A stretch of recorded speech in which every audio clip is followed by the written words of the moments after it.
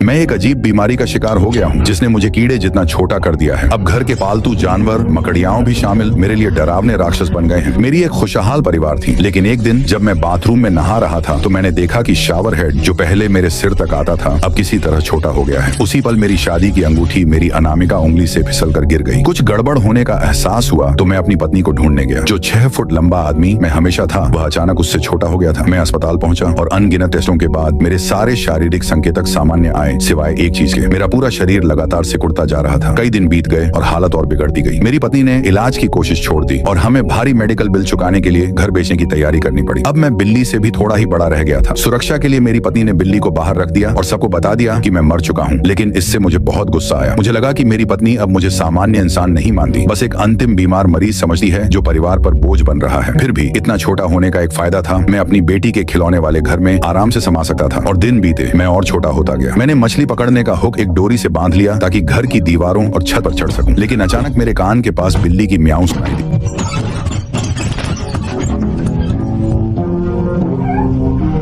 उस पल बिल्ली मेरे सामने एक विशालकाय जानवर थी।